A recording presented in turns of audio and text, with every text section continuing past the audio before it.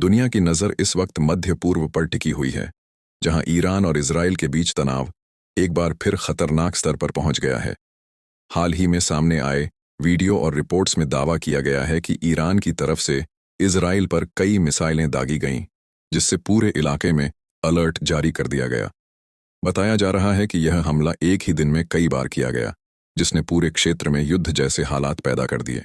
जैसे ही मिसाइलों के लॉन्च होने की खबर आई, इजराइल के कई शहरों में सायरन बजने लगे और लोगों को तुरंत बंकरों में जाने के निर्देश दिए गए। इजरायली डिफेंस सिस्टम ने कई मिसाइलों को हवा में ही रोकने की कोशिश की, लेकिन कुछ मिसाइलें जमीन तक भी पहुंचीं। रिपोर्ट्स के मुताबिक इन हमलों में क्लस्टर वॉरहेड जैसी तकनीक का इस्तेमाल होने की बात भी सामने आई है, जो एक मिसाइल से कई छोटे बम फैलाती है और बड़े इलाके को निशाना बना सकती है। इजराइल की तरफ से भी तुरंत जवाबी कार्रवाई की चेतावनी दी गई। सरकार का कहना है कि अगर देश की सुरक्षा को खतरा हुआ तो ईरान को इसका भारी कीमत चुकानी पड़ेगी।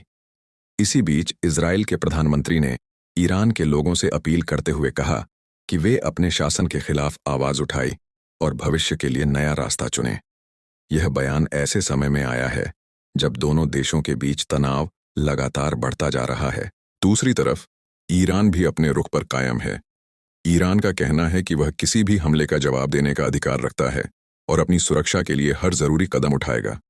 ईरान के सैन्य अधिकारियों का दावा है कि उनकी मिसाइल और ड्रोन तकनीक काफी उन्नत हो चुकी है और जरूरत पड़ने पर वे बड़े पैमाने पर जवाबी कार्रवाई कर सकते हैं, जिसमें दावा किया गया कि ईरान की एक मिसाइल से गिरा क्लस्टर बम इजराइल के एक स्कूल परिसर में आकर गिरा।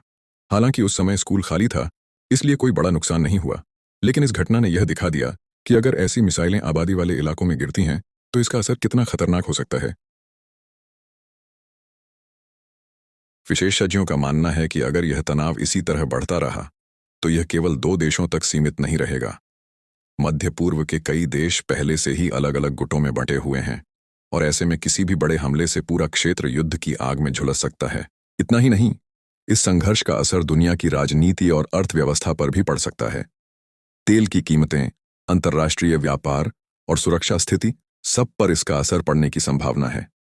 कई देशों ने दोनों पक्षों से संयम बरतने और बातचीत के जरिए समाधान निकालने की अपील भी की है।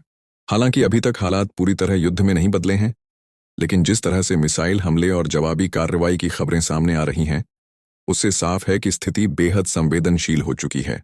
अब दुनिया की निगाहें इस बात पर टिकी हैं कि आने वाले दिनों में ईरान और इजराइल के बीच यह टकराव किस दिशा में जाता है। क्या दोनों देश बातचीत का रास्ता चुनेंगे या फिर यह संघर्ष और भी बड़ा रूप ले सकता है?